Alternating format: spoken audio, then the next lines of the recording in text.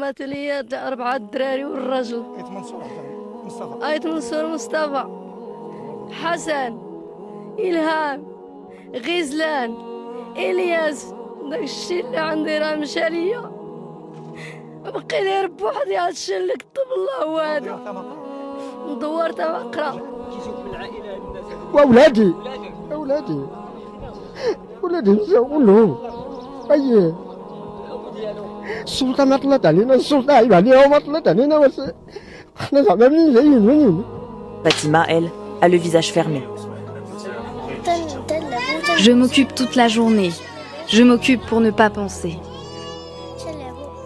Je suis fatiguée. J'ai peur. Salam alaikum. Alors, je vais juste faire un petit rappel concernant les tragiques événements qu'on a tous vécus, tous assistés, de nos frères marocains et libyens. Il y a plus de 5000 morts, hein, Allah yarhamhuma, Inch'Allah, qu'Allah les accorde le statut de martyrs. Je voulais juste faire cette vidéo pour donner mon point de vue lorsque ce genre d'événement arrive et quelle attitude adopter. On a tendance à adopter toujours une attitude que j'aime appeler douniesque, avec le point de vue de la vie d'ici-bas.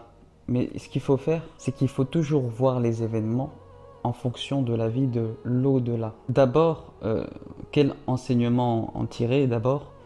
C'est que chaque jour, il faut être reconnaissant d'Allah des bienfaits qu'il nous accorde. Allah il nous dit dans la sourate Ibrahim وَإِن تَعُدُّوا نِعْمَةَ اللَّهِ لَا تُحْصُوهَا. Si vous dénombrez chaque bienfait qu'Allah nous a octroyé, on ne pourrait pas s'arrêter de compter. Même l'infini du temps nous suffirait pas. Parmi ces bienfaits, il y a la stabilité de la terre. Nous vivons chaque jour dans une terre qui est immobilisée et qui nous permet de faire nos affaires quotidiennes, aller au travail, avoir un toit, etc. Eh bien ça, c'est un bienfait. Et c'est un rappel pour tous les musulmans ce qui s'est passé. La première réaction que tu dois adopter, c'est « Alhamdulillah, moi, ma terre est immobile et Allah me montre par ce séisme que c'est un bienfait d'une valeur inestimable. Et nous devons tous être reconnaissants auprès de notre Créateur sur ce bienfait-là. » Première des choses. Cette terre est immobile, notamment grâce aux montagnes, par réajustement isostatique qui permet la stabilisation de la tectonique des plaques lorsqu'elles sont en subduction, c'est-à-dire lorsqu'elles sont en collision. Il y a une chaîne de montagnes qui se forme. Ce n'est pas par hasard d'ailleurs si le séisme, l'épicentre est dans une région montagneuse. Et Allah nous dit dans le Coran, nous avons placé les montagnes comme des piquets afin d'éviter que la terre ne les emporte avec eux. Une fois que cela est dit, je partage ma tristesse avec les frères marocains et libyens. J'aimerais aussi vous dire que vous devez vous réjouir. Vous allez dire, mais il est fou celui-là. Se réjouir d'un événement aussi tragique. Les gens qui ont perdu de famille, qui sont en famine, qui n'ont plus de toit, et tu leur demandes de se réjouir. Eh bien oui, mes frères et sœurs, car comme je vous l'ai dit, ayez toujours une vision par rapport au divin et par rapport à l'au-delà, au lieu d'avoir une vision par rapport à cette vie d'ici-bas qui n'en vaut vraiment pas la peine. Pourquoi je vous dis de vous réjouir? Parce que Allah va sûrement, Inch'Allah Ta'ala, qu'il accepte ces morts parmi les martyrs. Et il faut savoir que les martyrs ne sont pas simplement les victimes durant la guerre sainte. Le prophète sallallahu alayhi wa sallam nous dit dans un hadith que les martyrs sont au nombre de 5. Et parmi ces 5 catégories de martyrs, il y en a 2 qui concernent le Libyen et les Marocains, qui sont mourir sous un effondrement, sous les décombres, et mourir en étant noyé. Exactement ce qu'il s'est passé pour nos frères marocains et libyens. Donc réjouissez-vous que vos morts soient morts de la meilleure des fins. Vos défunts sont morts de la meilleure des fins. Et sachez que les martyrs ont des privilèges dénombrés au nombre de 6 qui, lorsque vous les connaîtrez, vous vous dites Alhamdulillah, il est mort en martyr. Premièrement, il fait partie des premiers pardonnés.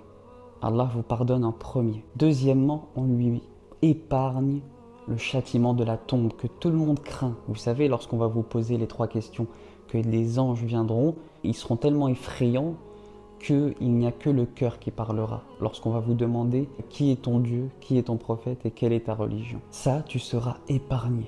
Donc dites Alhamdulillah que vos proches seront épargnés de cette épreuve. Tertio, on lui montrera sa place au paradis. Ensuite, le privilège que je trouve le plus incroyable, il pourra intercéder pour 70 personnes parmi ses proches. 70 personnes. Tu te rends compte? Donc si ton père, ta mère, ton cousin, ton frère est mort en martyr, le jour de la résurrection, si tu es mal en point, si tu as beaucoup de péchés, si tu penses que tu seras condamné à l'enfer, eh bien ton proche pourra intercéder pour toi et dire « Ya Allah, pardonne-le s'il te plaît et rentre-le au paradis. » Et Allah va accepter parce qu'il sera mort en martyr. C'est pour ça que je n'arrête pas de vous dire « Dites Alhamdulillah ». Quand Allah vous donne un bonheur, on est les premiers à s'enorgueillir et à se vanter. Oui, j'ai fait ça, c'est grâce à moi. Oui, regarde ma richesse, regarde mon entreprise. Mais quand on a un malheur, on est les premiers à être désespérés, à se plaindre. Allah, pourquoi tu me fais ça? Mais c'est là que tu dois montrer ta foi. En étant droit, que ce soit dans le bonheur et dans le malheur, tu dois dire Alhamdulillah. Tout le monde se pose la question, mais pourquoi dans les pays musulmans, on est censé adorer Allah? On est censé être les meilleurs sur terre. Oui, tu es le meilleur sur terre, mais tu n'es pas un ange, tu fais des péchés. Et le prophète sallallahu alayhi wa sallam a dit dans un hadith, Allah a révélé de sa miséricorde envers ma communauté. Car oui, aucune personne de ma communauté ne sera châtiée dans l'au-delà. Alors Allah les châtie ici-bas pour expier leurs péchés. Et parmi ces expiations, il y a les tremblements de terre, les inondations, les calamités, tout ce que tu veux, toute catastrophe. C'est pour cela qu'Allah nous inflige ça aux musulmans, pour expier nos péchés ici-bas, pour que dans l'au-delà, on ne soit redevable de rien. De quel péché parles-tu? D'accord? Et un peu de respect pour les morts et les endeuillés. Je vais vous dire quelque chose, c'est que Inna Allah la yastahi min al-haqq. Allah n'a pas honte d'entendre la vérité.